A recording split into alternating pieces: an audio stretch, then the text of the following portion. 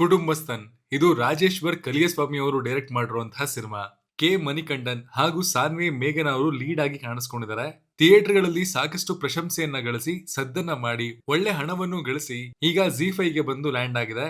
And ನನ್ಗೆ ಈ ಸಿನಿಮಾದಲ್ಲಿ ಏನೆಲ್ಲ ಇಷ್ಟ ಆಯ್ತು, ಏನೆಲ್ಲ ಕಷ್ಟ ಆಯ್ತು ಎಲ್ಲವನ್ನ ಈ ರಿವ್ಯೂ ಹೇಳ್ತೀನಿ, ಬನ್ನಿ ನೋಡ್ಕೊಂಬರೋಣ. ಎಲ್ರಿಗೂ ನಮಸ್ಕಾರ ಅಂಡ್ ವೆಲ್ಕಮ್ ಟು ಖಡಕ್ ಸಿನಿಮಾ. ಕೆಲವೊಂದ್ಸಲ ಹಂಗೆ ಅಲ್ವಾ ಗುರುವೆ, ನಮ್ಮ ವಿಚಾರಗಳು, ಯೋಚನೆಗಳು, ನಮ್ಮ ಒಪಿನಿಯನ್ಗಳು, ನಾವು ಕೆಲಸ ಮಾಡುವಂತಹ ರೀತಿ ಎಲ್ಲವೂ ನೋಡೋರಿಗೆ ಒಂದು ಆರೋಗ್ಯನ್ಸ್ ಅಥವಾ ದುರಂಕಾರ ಅಂತ ಅನಿಸ್ಬೋದು. ಒಂದಷ್ಟು ಸೆಟ್ ಟೆಂಪ್ಲೇಟ್ಸ್ ನ ರೂಲ್ಸ್ ನ ಫಾಲೋ ಮಾಡದೆ ಇದನ್ನ ನಾನು ನನ್ನ ರೀತಿಲಿ ಮಾಡ್ತೀನಿ, ಕಾಂಪ್ರಮೈಸೇ ಮಾಡ್ಕೊಡಲ್ಲ ಅಂದಾಗ್ಲಿಲ್ಲ ಜಗತ್ತು ಅದರಲ್ಲಿ ದುರಂಕಾರನ ಹುಡ್ಕತ್ತೆ. ಬಟ್ ಯಾರು ಗೊತ್ತು, ಅದು ನಮ್ಮ ಸ್ವಾಭಿಮಾನದ ಚಿಹ್ನೆ ಕೂಡ ಆಗಿರ್ಬೋದಲ್ವಾ, ಖುಷಿಯ ಪ್ರತೀಕನೂ ಆಗಿರ್ಬೋದಲ್ವಾ. ಅಂಡ್ ಅಲ್ಲಿ ಏನು ವರ್ಕ್ ಆಗತ್ತೆ ಆಗಲ್ಲ ಅನ್ನೋದು ನಮ್ಗೆ ಚೆನ್ನಾಗಿ ಗೊತ್ತಿರ್ಬೋದು, ಯಾಕಂದ್ರೆ ಆ ಕೆಲಸವನ್ನ ಮನಸ್ಸಿಟ್ಟು ಮಾಡ್ತಿರ್ತೀವಿ. ಹಾಗಾಗಿ ಇದೇ ಥೀಮ್ ನ ಸುತ್ತ ಕತೆ ಬೇಸ್ ಆಗಿದ್ದು ಈ ಸಬ್ಜೆಕ್ಟ್ ಆರಿಸಿದ್ದಕ್ಕೆ ಅಂಡ್ ಸಿನಿಮಾ ರೂಪದಲ್ಲಿ ಕಟ್ಟಬೇಕು ಅಂತ ಅನ್ಕೊಂಡಿದ್ದಕ್ಕೆ ರೈಟರ್ ಮತ್ತು ಡೈರೆಕ್ಟರ್ಸ್ ಗೆ ಫುಲ್ ಮಾರ್ಕ್ಸ್. ಇಲ್ಲಿ ನಮ್ಮ ಮುಖ್ಯ ಪಾತ್ರಧಾರಿ ನವೀನ್ ಇಂಟರ್ ಕ್ಯಾಸ್ಟ್ ಮ್ಯಾರೇಜ್ ಅನ್ನ ಮಾಡ್ಕೋತಾನೆ ವೆನ್ನಿಲಾ ಅನ್ನೋರ ಜೊತೆಗೆ. ಬಟ್ ಫೈನಾನ್ಷಿಯಲಿ ಇವನು ಸ್ಟೇಬಲ್ ಇಲ್ಲ, ಇವನ ಜಾಬ್ ಕೂಡ ಹೋಗಿದೆ, ಸಾಲ ಹೆಚ್ಚಾಗಿದೆ. ಇದನ್ನೆಲ್ಲ ಅವನು ಹೇಗೆ ಎದುರಿಸ್ತಾನೆ, ತನ್ನ ಕುಟುಂಬವನ್ನ ಹೇಗೆ ಪೋಷಿಸ್ತಾನೆ ಅನ್ನೋದನ್ನೆಲ್ಲ ಈ ಸಿನಿಮಾದಲ್ಲಿ ಎಕ್ಸ್ಪ್ಲೋರ್ ಮಾಡಿದ್ದಾರೆ. ಕೆ ಮಣಿಕಂಠನ್ ನಲ್ಲಿ ಏನೋ ಒಂದು ಸ್ಪೆಷಾಲಿಟಿ ಇದೆ ಗುರುವೆ. ಆ ಮನುಷ್ಯ ನಮ್ಮನ್ನ ಅಳ್ಸೋದಕ್ಕೆ ಟ್ರೈ ಮಾಡಿದ್ರು, ನಗ್ಸೋದಕ್ಕೆ ಟ್ರೈ ಮಾಡಿದ್ರು, ಆ ಕನೆಕ್ಷನ್ ತಟ್ಟಂತ ಆಗೋಗುತ್ತೆ. ಇವರು ಆ ಪಾತ್ರವನ್ನ ಎಷ್ಟು ರಿಲೇಟಬಲ್ ಆಗಿ ಪ್ರೆಸೆಂಟ್ ಮಾಡ್ತಾರೆ ಅನ್ನೋದೇ ವಿಶೇಷ. ಇಲ್ಲಿನ ಸಬ್ಜೆಕ್ಟ್ ತುಂಬಾನೇ ರಿಲೇಟಬಲ್ ಆಗಿದೆ. ನೀವು ಇವರು ಕ್ರಿಯೇಟ್ ಮಾಡಿರುವಂತಹ ಇಷ್ಟು ಇನ್ಸ್ಟೆನ್ಸಸ್ ಗಳಲ್ಲಿ ಒಂದಲ್ಲ ಒಂದನ್ನ ಸ್ವತಃ ತಾವೇ ಎದುರಿಸಿರ್ತೀರ, ಅವ್ರ ಎಲ್ಲಾದ್ರೂ ಅಕ್ಕ ಪಕ್ಕ ಆಗು ಹೋಗುವಾಗ ನೋಡಿರ್ತೀರ. ಇದೇ ನನ್ಗೆ one of the main highlight ಅಂತ ಅನ್ಸಿದ್ದು. ಸಬ್ಜೆಕ್ಟ್ ಆ ಮಟ್ಟಿಗೆ ರಿಲೇಟಬಲ್ ಆಗಿ ಇರೋದಕ್ಕೇನೆ ಡ್ರಾಮಾ ನನಗೆ ವರ್ಕ್ ಆಗಿದ್ದು. ಸಾನ್ವಿ ಮೇಘನಾ ಅವರ ಪರ್ಫಾರ್ಮೆನ್ಸ್ ಬಹಳನೇ ಇಂಪ್ರೆಸಿವ್ ಆಗಿ ಆ ಸಿಚುವೇಶನ್ಸ್ ಗಳಲ್ಲಿ ಹೇಳಿ ಮಾಡಿಸ್ದಂಗಿತ್ತು. ಇನ್ಫ್ಯಾಕ್ಟ್ ಇವರಿಬ್ರು ಇಲ್ದೆ ಈ ಸಿನಿಮಾನ ಇಮ್ಯಾಜಿನ್ ಮಾಡ್ಕೊಂಡ್ರೆ ಏನೋ ಮಿಸ್ಸಿಂಗ್ ಅನ್ನುವಂತಹ ಭಾವನೆ ಬರುತ್ತೆ.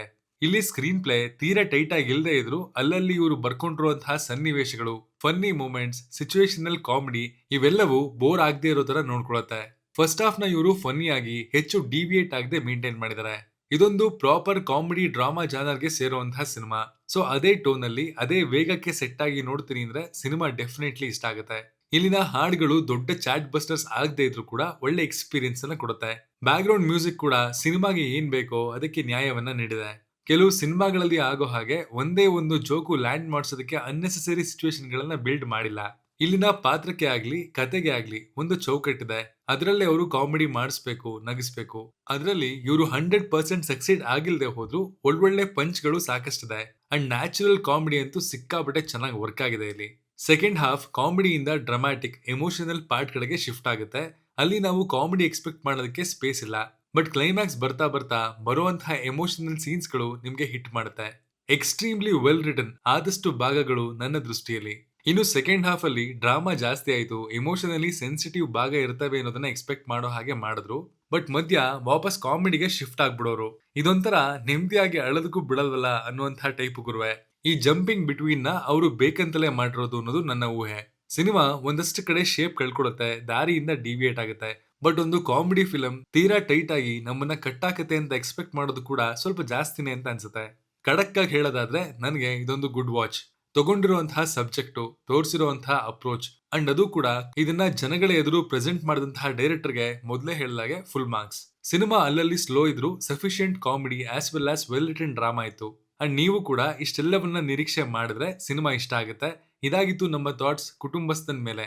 ನೀವು ಇದನ್ನ ನೋಡಿದ್ರೆ ಸಿನಿಮಾ ಹೇಗೆ ಅನ್ನಿಸ್ತು ಅನ್ನೋದನ್ನ ಕಮೆಂಟ್ ಮಾಡಿ ತಿಳಿಸಿ. Signing off, Manu.